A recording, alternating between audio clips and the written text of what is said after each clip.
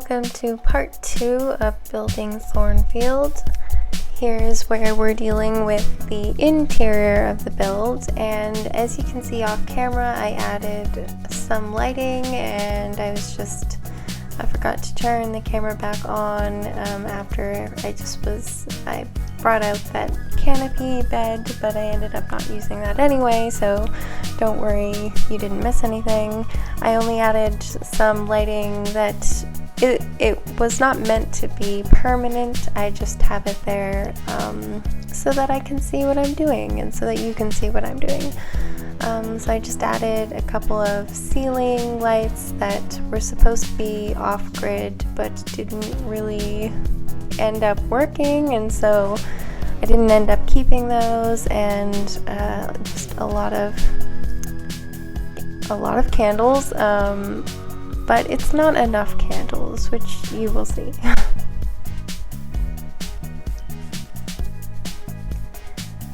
So in the first part of this video, I mentioned that I chose this lot specifically because first of all, it's large enough for this build. It's a 64 by 64 lot, and I looked it up, and it's actually in the Windenburg world, which which is unlocked if you have the Sims 4 Get Together pack. So it is the Dresden, wait, let me just look that up. It is, yes, the Dresden house.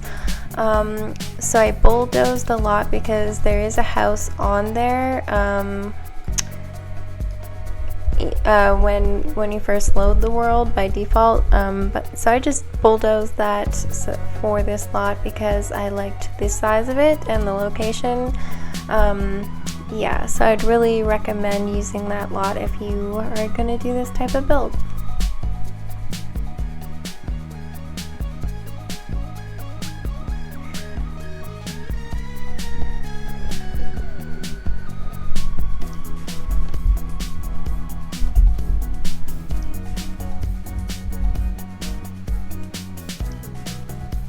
So here I'm adjusting the sizes of the rooms as I'm placing furniture. This is a really good tip if you start realizing that once you go to place furniture, that there's not enough space around the furniture that you thought there might be, space to walk between the chairs or to fit a table. So I like doing that and just kind of fiddling with the wall dividers to especially because I wasn't sure what the room on the left was going to be, the one that I just placed that last chair in. I hadn't really decided what it was going to be, and it wasn't as important as the other rooms. So I opted for giving more space to the other room that I knew exactly what I wanted to fit. I wanted it to look like the movie version, so we had to allocate some more space to that.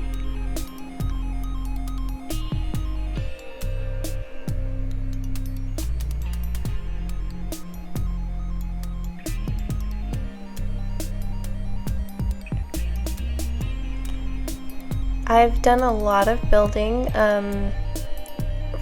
starting from The Sims 1, The Sims 2, The Sims 3, The Sims 4. I've had them all, and I just love building. I love building so much that I often will build houses and then never play them. I just enjoy the building of them, which I'm sure a lot of people can't relate. Maybe some of you can.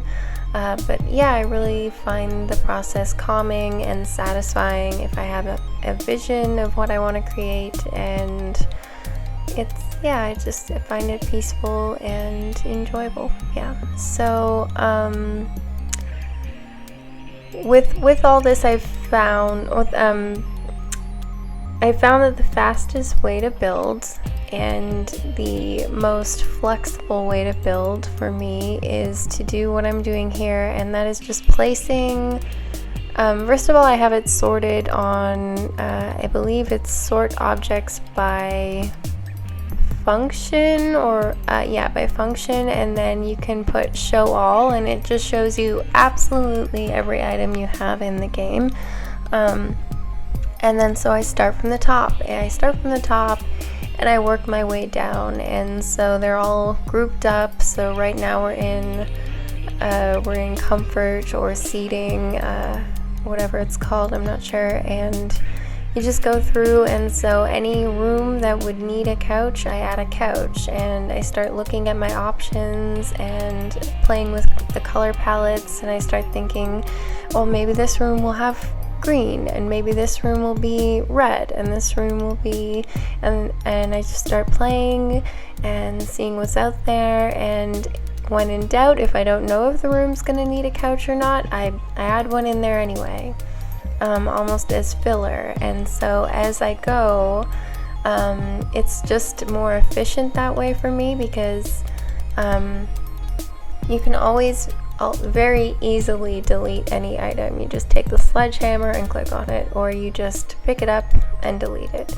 So it's so much faster to take away than it is to find an item that you're specifically looking for, especially if you're like me and you have so much custom content. It's insane. So I couldn't possibly remember the names of them all, and sometimes they're not sorted where in the category that you think that they're going to be sorted in, because sometimes the item is actually based off of a different item, like it's the mesh from another item, and so it's in that item's category, not the category that you would think it would be in. So it can be difficult to find exactly what you're looking for. I mean, even if you knew the category, it's difficult because there are just so many items sometimes.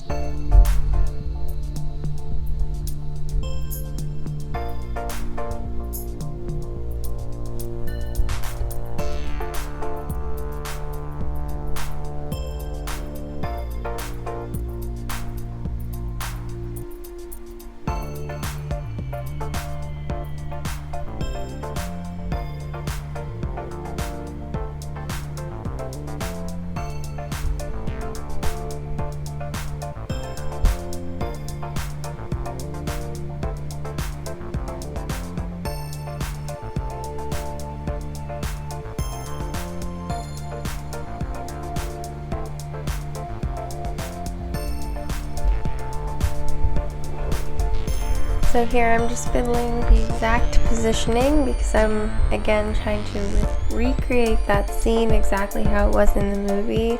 And there's a scene where Jane, she's sitting in a chair next to Rochester, which is kind of beside the fireplace, and that in the, I guess you call it the parlor, I don't know what you would call it, living room. So I just had to make sure that the chairs were at the exact right angle.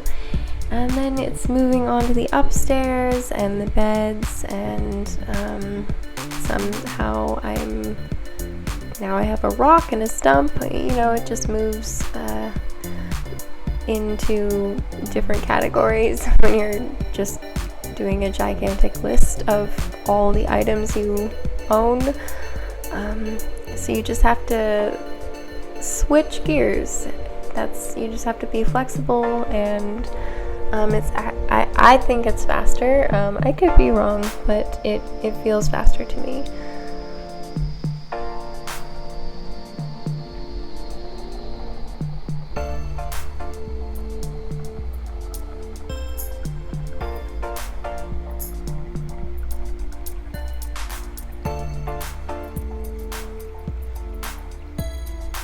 Anyone who knows Jane Eyre knows that there's got to be a window seat.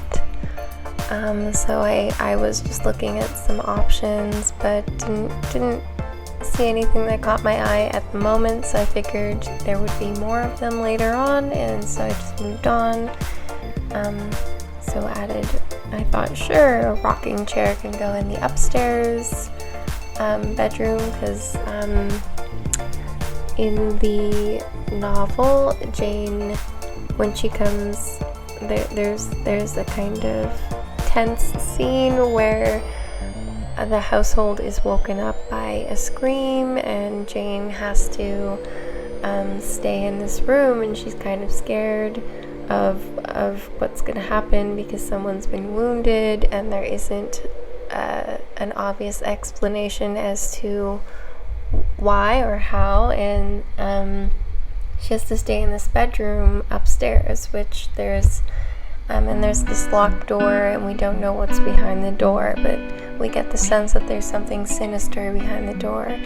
And so I definitely want there to be a bedroom up there on the 3rd floor, exactly how it was in the movie, and so that's what I was going for there, and there had to be enough chairs.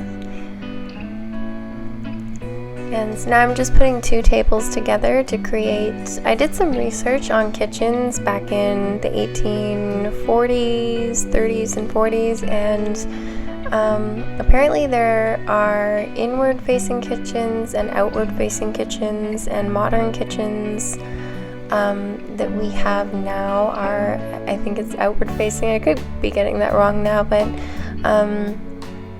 they used to be inward-facing.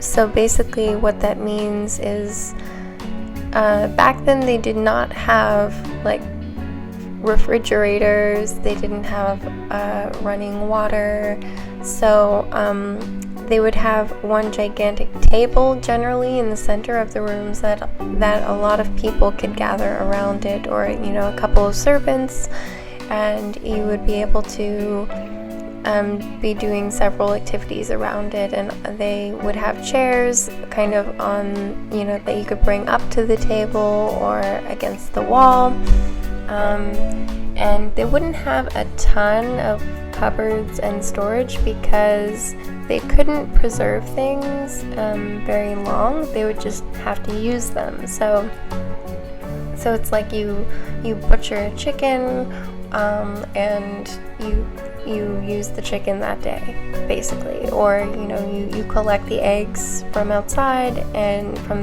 that the chicken has laid, and you bring them inside and cook the morning's breakfast. So it's they, I think, would keep some staples on hand. So they would have cabinets for dishes, and then they would keep a couple of things like maybe flour for baking, maybe sugar, but aside from that, they really wouldn't have, they wouldn't have canned goods or anything like that we would expect that you would have in your modern kitchen. So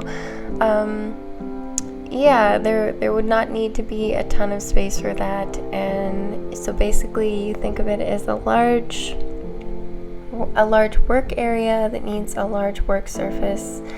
And so I kind of liked researching that and figuring out how I was going to be faithful to that in this build. And of course, in every single room, I was imagining where the fireplace was going to be, and that's a big part of this build, because you need a fireplace in pretty much every room, because if people are going to spend a significant amount of time in that room, then they're going to need the fireplace, because that was the only heating that they had. So in wintertime, I mean, you would not stay there in the kitchen, or you'd not be happy working there if there was no fires going. So and in the BBC version they have tons of fireplaces, and I love it. I love the look of that and the feel of that. So it's fireplaces galore in this build.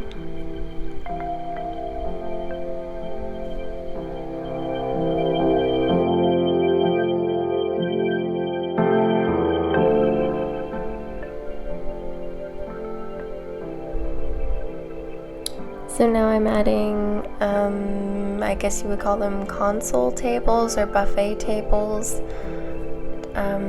which are extremely useful for putting candles on, dishes, decorations, flowers. So I added a lot of them, and my policy here is that if you add, there's no such thing as adding too many because you can always take them away, like I said before. So if there was anywhere that I thought conceivably could need or want an end table, a console table, then I put one down just to be safe and just to kind of get the feel of what the room would feel like with the end table there.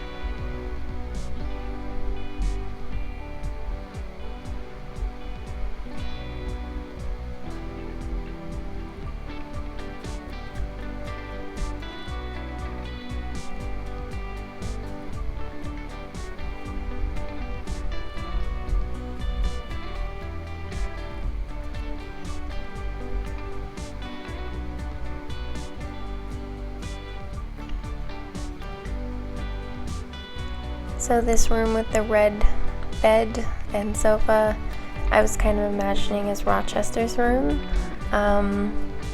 because it's at the front of the house, it's directly up the stairs. I figure it's kind of the master bedroom. It's the most convenient place in the house, and it's got the best view, at least of the road.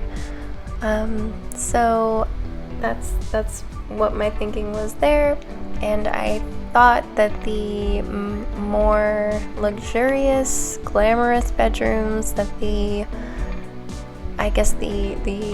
more important the guests would stay in would be kind of on the outside, with window views, was my thinking, and that's why I made Jane's room in the center of the house. It doesn't have a view, and so she has to go has to go up onto the roof to get her views, or just walk outside. But she loves walking, so that's okay with her.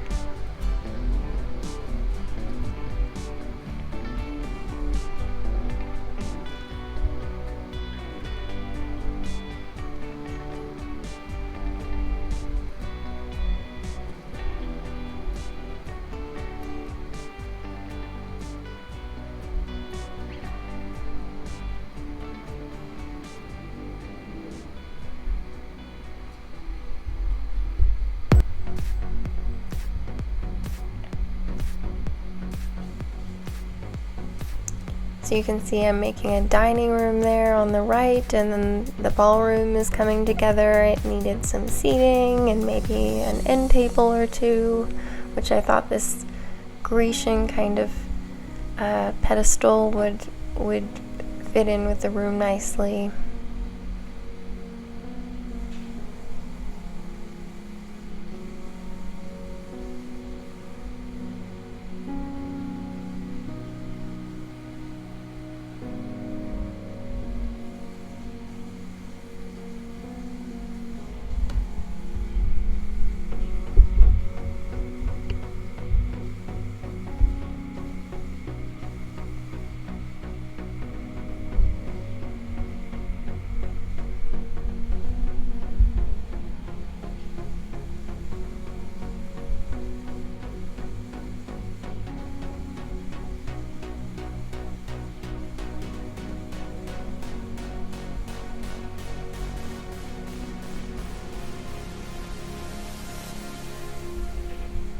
So the room that I'm placing the vanity in, I figured would be Blanche Ingram's room.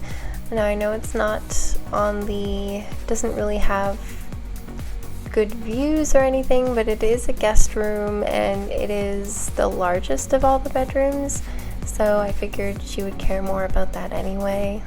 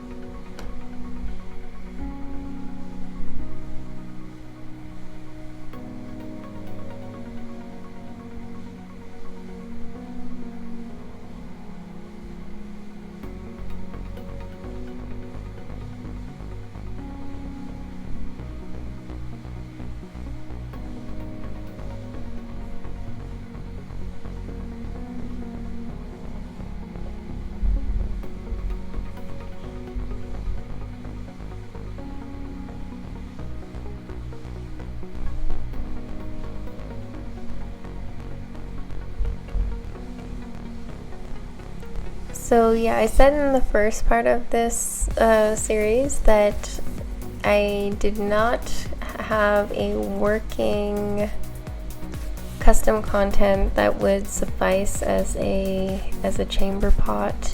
So I ended up putting these off-grid toilets in because it was all that I had, and I figured, well, we're not going to be filming in the bathroom anyway, and maybe I can find a download that will work after this. So I filmed it this way, and I'm happy to tell you I was successful in finding many other options so that you don't have to screw up your build in this way like I thought I might have to. So while it looks this way now, when I uploaded it to the gallery, it's got the fixed version, and so and I can link the custom content below so that you do not have to deal with modern plumbing in your non-modern builds.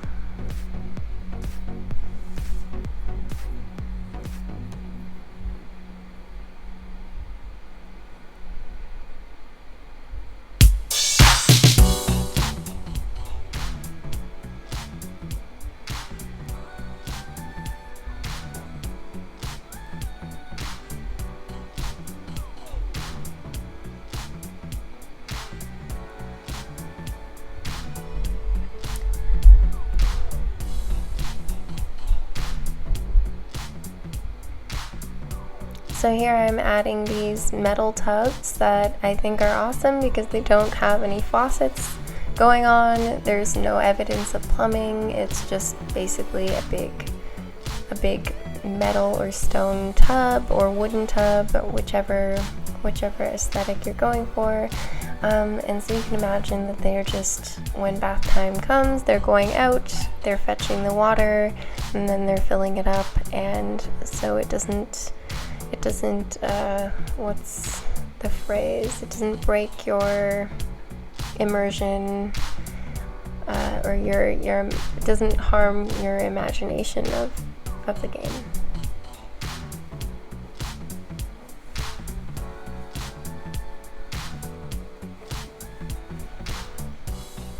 So I had to add an easel into the teaching room because Jane is known for she loves to draw, and paint, so I wanted to give her the opportunity to do that in game.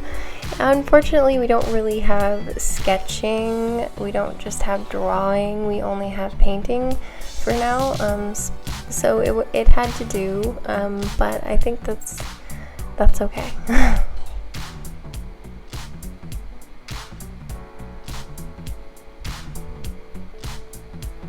I also added a piano into the front parlor, and then now I added another piano into the room where Rochester says go then into the library, and I will show you that scene in part 3 of this series, in case you have no idea what I'm talking about.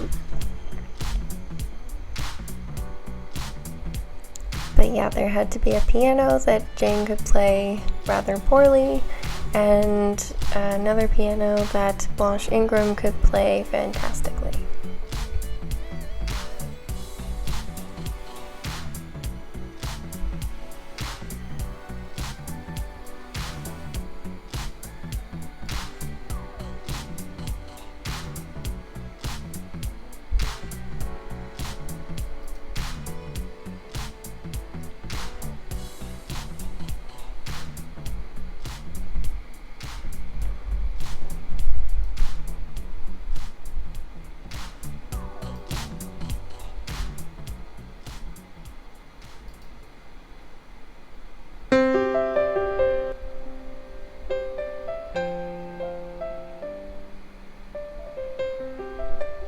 So for the laundry situation, we're adding these wash tubs, which are awesome. I forget if they're custom content or not. If I'm not sure. I think they came with the laundry day pack, possibly. Yeah, that sounds right. So this way, I put them in the servants' house and the kitchens because I figure the servants are the only ones doing laundry in this household, and so I also put the laundry hamper in the kitchen because that's where they will carry out most of their duties, and that made sense to me. And I also put it in the servants' house, or actually in the barn and the stables, because I figure that is where they're going to be working and washing the clothes.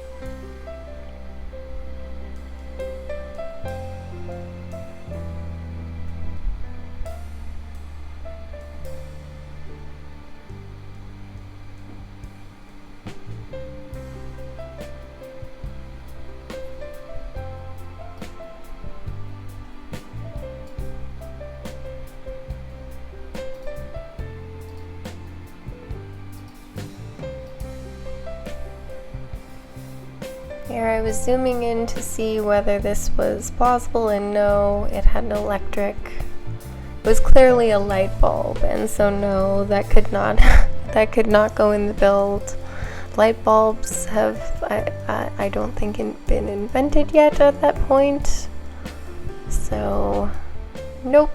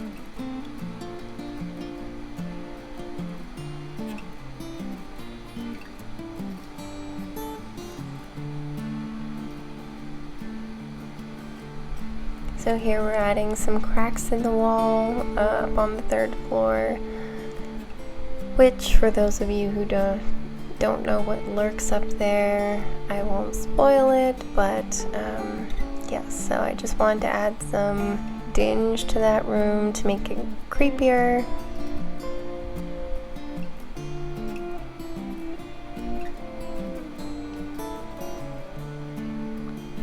And this is a cool CC that I just placed. It's a sticker, a wall sticker that it looks like a door, but it's just it's just a wall decor item, so it's not a functional door.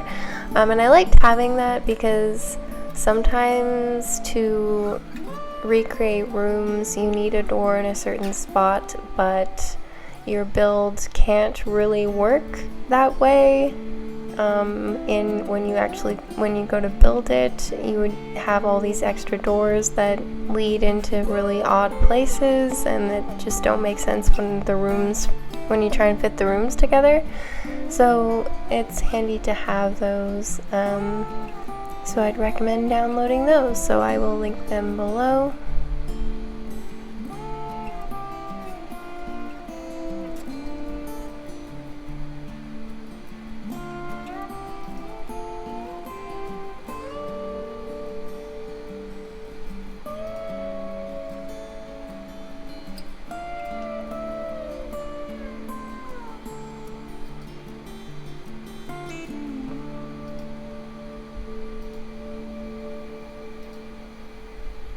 Now, when I was placing art on the walls, I was very careful to look at it and consider if it looks antique enough and if it is portraying anything modern in the artwork, because there were a couple that looked passable on first inspection, but on closer inspection you see it's like showing a car in the background, and that's not going to work for me at least. So just double check those paintings for anything that shouldn't be there.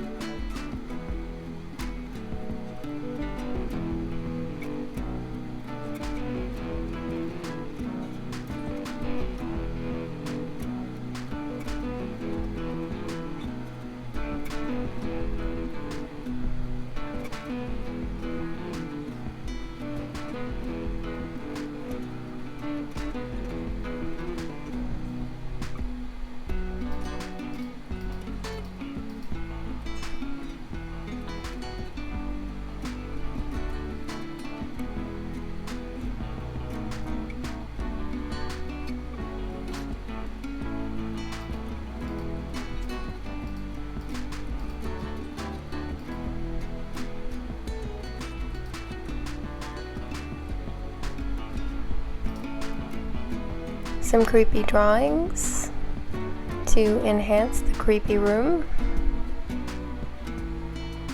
Oh, I took them away. Never mind. I guess I decided that was too creepy.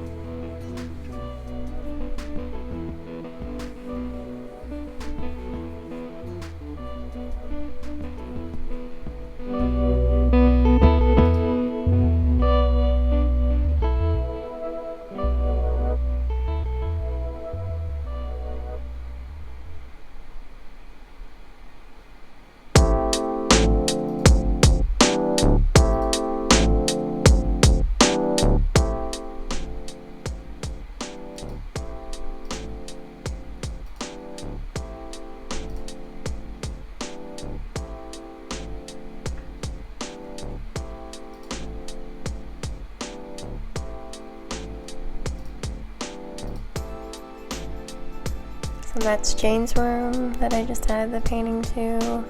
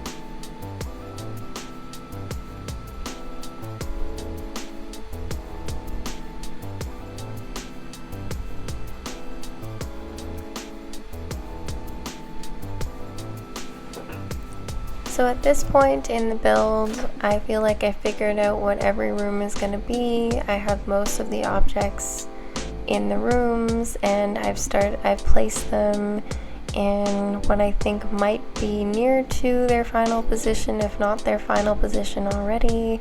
So at this point, this is what I think of as the second part of my build, which is why I've divided the series into 3 parts.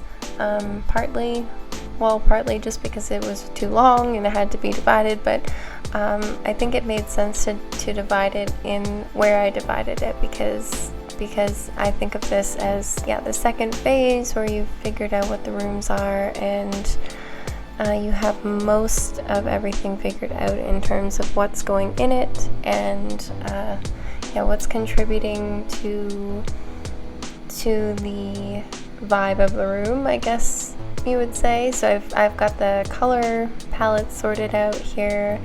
I know generally what objects I'm looking for, and so the third part is more refining things. Anything that I don't like, I'll try and rework and see if there isn't a better object out there, or if I could change the layout of the room. Sometimes I even swap rooms entirely if I decide that it's just not working. And you will see in the third part, I do end up, I was dissatisfied with the Adele's bedroom on the third floor.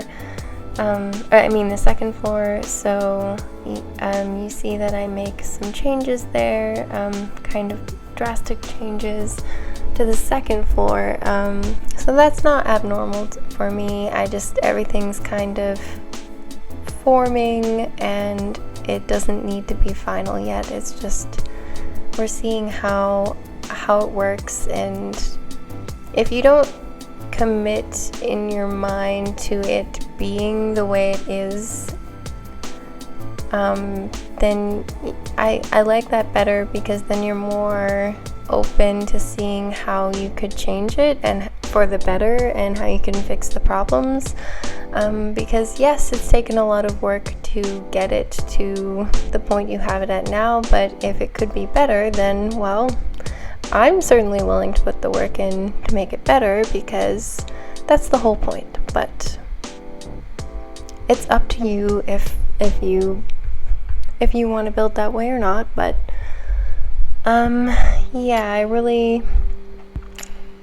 I was deciding on the final colors for, it looks like, for the ballroom and the dining room here. So I went with green for the dining room and a kind of yellow, gold, and white theme for the ballroom. And now here I'm adding curtains. These are just some kind of sheer curtains, so it kind of works with all the rooms, no matter what color palette I had. So I put those in any of the rooms where they didn't need to be enhanced by a particular color, and I just wanted some interest on the walls as opposed to bringing out a certain color palette.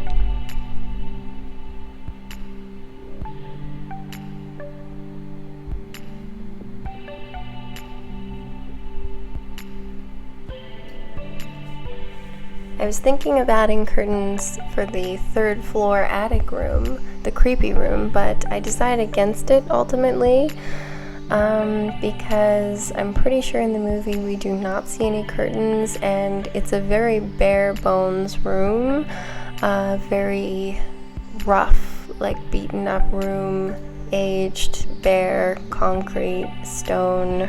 It's worn. There's like no furniture or decoration at all, and for good reason. So I figure if there were curtains in that room, they would just be torn down immediately, or set fire to, perhaps. I mean, for those of you who know the story, you might know whether that's likely or not. So yeah, I decided not to put curtains in that room. But I do have the windows kind of facing the back. They're facing the back of the property, so I figure it's very high up and it's unlikely that anyone would see her in there. I mean, who? No one. I didn't say anything, never mind. Forget I said that. No one would see into the room from down below, and they'd have to really be looking, and we can guess that the glass might be dirty, and yeah.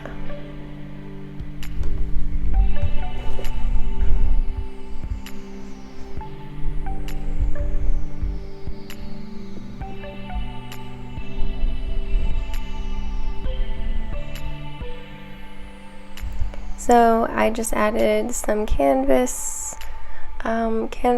into Jane's room because she paints, and I really wanted that to be obvious, and I wanted it to be reflected in her room, what type of person she is, so you will see books, and that it's otherwise a very bare bones, clean room.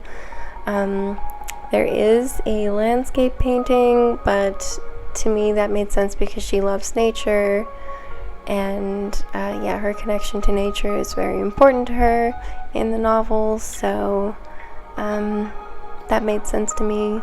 But aside from that, she's just got her fireplace and her washing basin, and that's it. And her canvases, her artwork.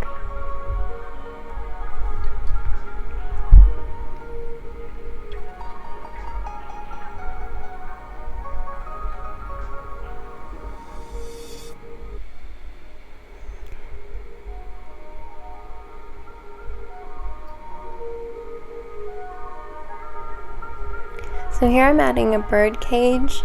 Not only is it decorative, but for those of you who know the novel, and I don't know how many times I've said that already, but for those of you who do, you will know that the bird and the bird cage is a, first of all, there's a line from the book that some of you may even know the quote if you haven't read the novel or seen the movies, but at one point Jane says that she's not a bird, she's a human being with her own independent will, and at another point in the novel, Rochester, and I'm not quoting this word for word, I don't have it in front of me, but the general gist is something like that, and Rochester at one point compares her to a bird and says that she's caged, but if she were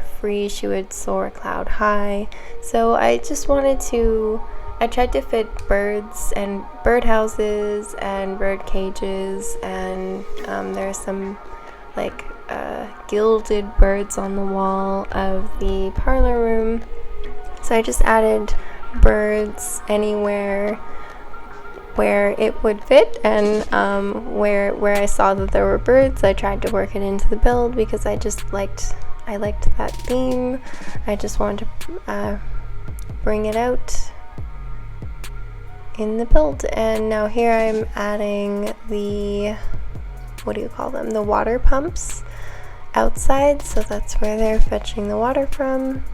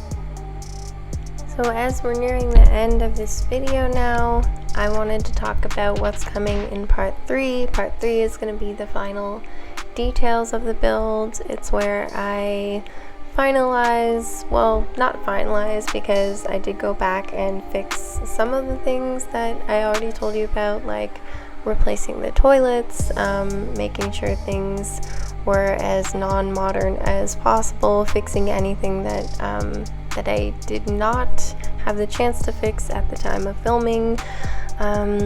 So I think, though, I did film the kind of showcase clips after I fixed the build, so I think you'll be able to see the build in its final state, or its more final state at least, in those screenshots, or in the, I took some photos, so you'll be able to see what it looks like in that state.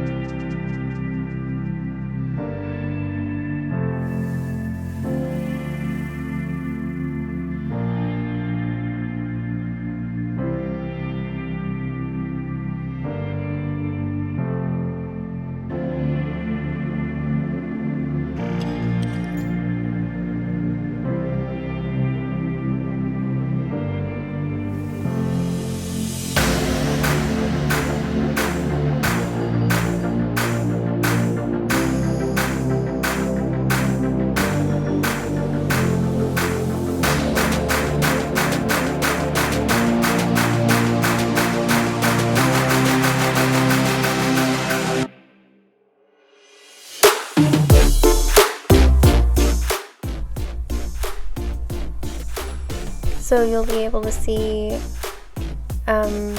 various angles and screenshots of the build, but you'll also see the finishing touches, the kind of third phase of building, where I just add a lot of knickknacks and move things around and play test some things. I'm not sure if I filmed the play testing. Actually, I think that was kind of boring, so I didn't bother filming that, because it was already 18 hours long, as I said, so I don't think that's in there. But But yeah, so that's what I consider the third stage of building. So you need to make sure everything works, that everything looks the way you intended it to, and that when you go to play it, nothing's broken, everything's working. There was one problem that I encountered that I haven't been able to fix even up until now, and that's that every time I reload the build, I can't turn on all the candles on the lot or in a room where, you know, if you click on a light and you can turn on, and then there's like an ellipsis, and then you have options like turn on lights in this room or just this light or lights in the entire build. Well, it's grayed out for me, those options, to turn them on in the room, or actually I can click turn on all candles and all lights, but nothing happens, so I have to go around. So every time I've reloaded this build, I'd have to go around to each and every single candle and every single wall light and every single ceiling light and turn it on individually.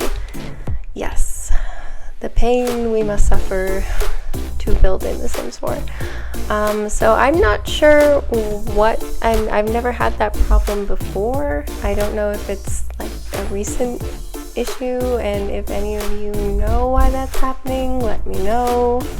If there's a mod out there, let me know what it is, because I need that, because it's pretty painful, and because I'm planning to film on this lot, it kind of is a deterrent for me to want to load it, because I know that I'm gonna have to I'm gonna have to spend 10 minutes turning on every single light before I can actually start filming, which is unfortunate. So hopefully I can find a solution to that, or one of you could tell me what the solution is.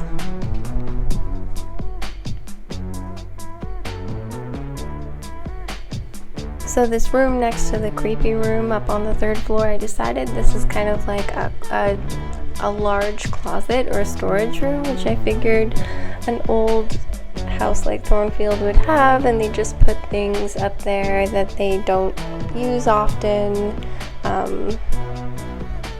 like luggage or things like that, and so I just put some crates and objects like that. But I did also want the 3rd floor to be self-contained, and I will probably explain more about that in the third video, because that's when I put in the final details. And that's because I realized that while there is a bathroom up there, there was no garbage can, and there was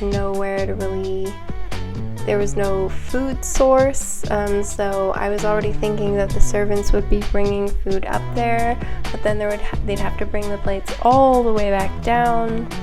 There was no, I mean, you could use the sink to wash the dishes in there, and that would work fine, but I wanted some food up there so that the trek wouldn't be, you know,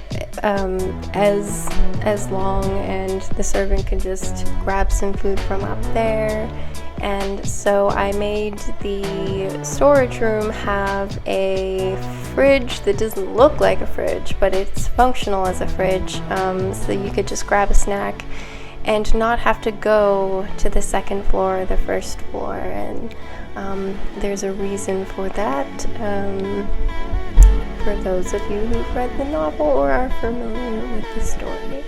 So I was happy with, in the end, how I was able to keep it self-contained, but it doesn't look like there's a kitchen up there, but it's still functional as a kitchen. Or, well, as a food source. I wouldn't call it a kitchen.